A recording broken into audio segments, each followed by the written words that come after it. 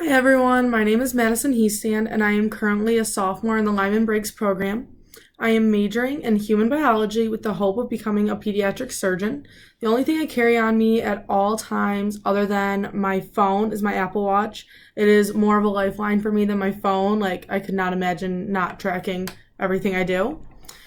Alright, so I'm going to start off with talking about Angels in America, Part 1, Chapter 1. The episode starts with a very whimsical, heavenly feel to it. The camera is going through all these beautiful clouds and showing all these iconic locations that people like to look at in general that are around the United States, which to me symbolized and kind of foreshadowed like the title of like the heavens and angels and stuff like that. Then the whole episode pretty much revolves around four very different people. They're all pretty much polar opposite of each other and kind of symbolizing to me like the heaven and hell kind of thing with angels and devils, stuff like that, showing like they're very different and drastically different. However, as the show went on, like you come to see that though these people have very obviously different qualities, they all are kind of going through the same thing and do the same different things, which to me kind of showed that not one person can be all one thing. It can be all positive or all negative. They can be, we can all be good and have some bad, and we can all be bad and have some good. Whereas it's like, angels can lie, and, a bad person can have a good heart, things like that.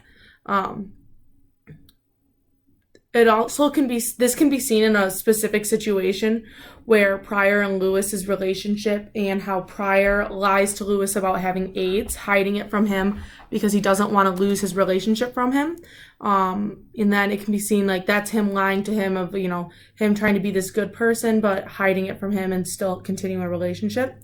Whereas once he finally tells Lewis, Lewis is kind of the bad guy in the situation of lying and hiding his feelings, saying like, oh, I would never leave you, like that's not it, but then goes behind his back, saying, I want to leave my spouse and stuff like that. To me, lying is a very large theme in this story, and it kind of is showing the sin of the angels kind of in that sense. And so I think it is a very important part of this first chapter of Angels in America. Now on to the gentrification of the mind, Part 1, Chapter 1, the dynamics of death and replacement. Before talking about anything else from this section, I think it is important to talk about what gentrification is. Gentrification is to denote the influx of middle-class people to cities and neighborhoods, displacing the lower half. This was said directly from the book by Sarah Schulman.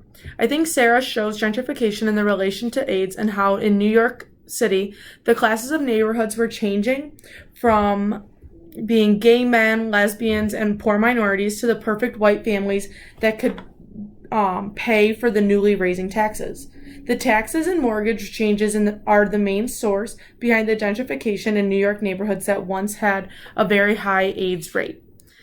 This change and increase in wealthier white families caused the idea of supremacy ideology. Supremacy ideology is the self-deceived pretense that one's power is being attained by being deserving of it, which has no machinery of reinforcement, thus causing people who are privileged enough to live in these new neighborhoods to go on living as if the old poor, sexually exploring neighborhoods never existed.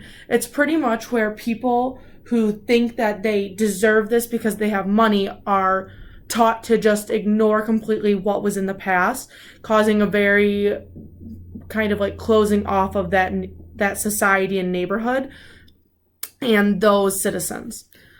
Gentrification is literally the removal of the mix. It is making everything homogeneous, even though it is anti-gay, which is homogeneous, and is causing all of the white powerfuls to take charge and push all the minorities and stuff to the side, literally making it all just one thing and repressing diversity.